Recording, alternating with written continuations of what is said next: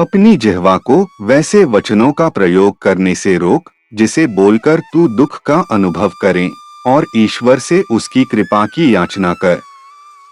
सच ही वह पूर्णतया न्याय का पारखी है, क्योंकि वह ऐसे सेवकों के साथ है जिनका उन पर सच्चा विश्वास है और वह बुरे कृत्य करने वालों के कार्यों से अनजान नहीं है, क्योंकि स्वर्ग और पृथ्वी पर जो कुछ भी है वह उसके ज्ञान से परे नहीं रह सकता।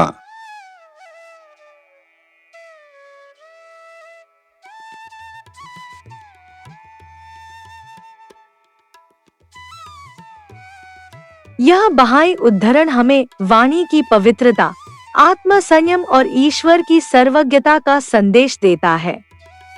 यहाँ हमें अपनी जिह्वा अर्थात अपनी वाणी के प्रयोग के प्रति सावधान रहने की शिक्षा दी गई है।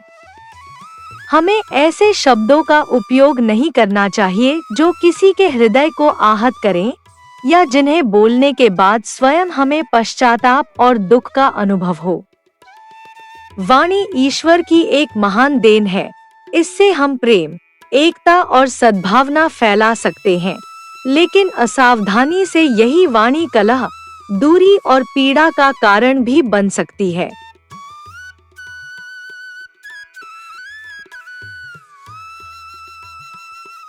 यह शिक्षण हमें केवल दूसरों की आलोचना या निंदा से बचने के लिए नहीं कहता, बल्कि अपने प्रत्येक शब्द को सत्य, करुणा और विवेक की कसौटी पर परखने के लिए प्रेरित करता है।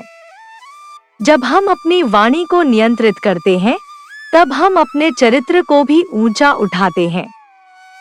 उद्धरण का दूसरा भाग हमें स्मरण कराता है कि ईश्वर पूर्ण न्याय का पारखी है। वह हमारे बाहरी कर्मों के साथ साथ हमारे इरादों और भावनाओं को भी जानता है। जो लोग ईश्वर पर सच्चा विश्वास रखते हैं और उसके मार्ग पर चलने का प्रयास करते हैं, वे उसकी कृपा और सहायता प्राप्त करते हैं। साथ ही कोई भी कर्म, चाहे वह अच्छा हो या बुरा, उसकी दृष्टि से छिपा नहीं रह सकता, क्योंकि स्वर्ग और पृथ्वी की हर वस्तु उसके ज्ञान में है। अतः यह वचन हमें सिखाता है कि हम अपनी वाणी को प्रेम और दया का माध्यम बनाएं, ईश्वर की कृपा पर भरोसा रखें और यह स्मरण रखें कि हमारे शब्द और कर्म दोनों उसके समक्ष उत्तरदायी हैं।